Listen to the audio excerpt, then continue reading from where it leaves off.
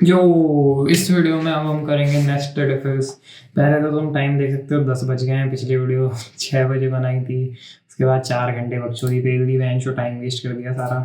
कल एग्जाम है, बहन चो ये सारी बकचोदी चल रही है। हाँ तो कहाँ थे हम? नेस्टेड इफेल्स, ठीक है। Nested if else dot C, ठीक है, नई फाइल है, ठीक है। अब नॉर्मल इफेल्स और नेस्टेड इफेल्स में क्या अंतर है? नेस्टेड इफेल्स ना तुम ऐसे देखो, पहले तो मैं लिख देता हूँ hash include stdio dot h and में रिटर्न 0।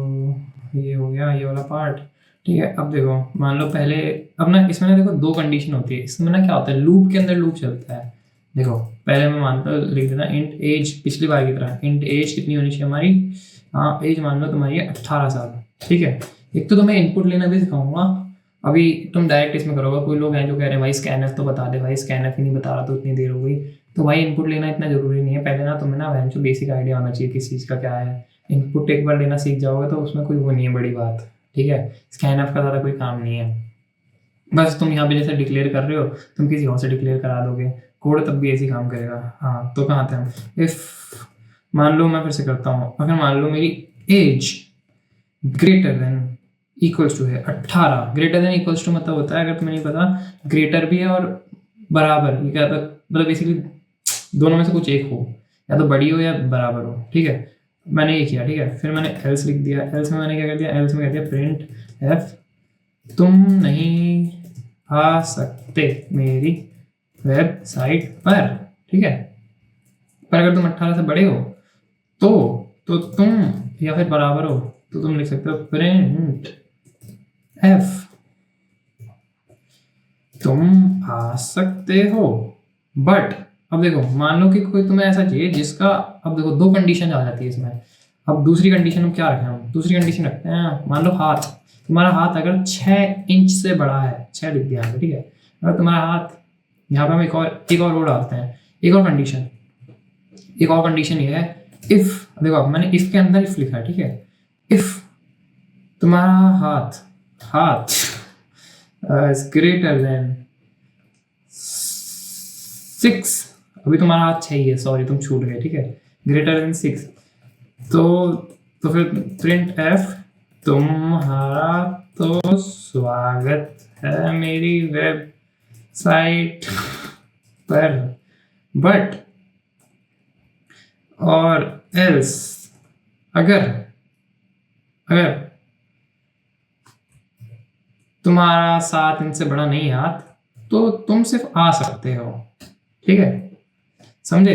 अब देखो क्या होगा, यहाँ पे लिखना कुछ तो गड़बड़ है। हाँ ये लगाना भूल गया सेमीकोलन, ठीक है। अब देखो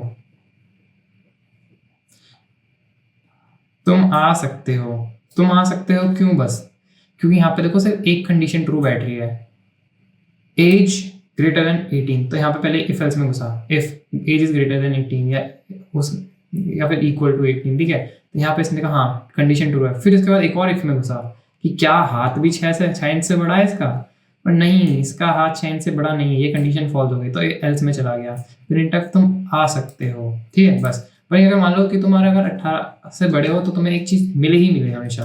तो तुम यहाँ पे देखो, तुम ये भी लिख सकते हो कि अब कोई भी कंडीशन हो, 18 से तो बड़ा तू है ही, ठीक है। ये भी लिख दिया मैंने यहाँ पे।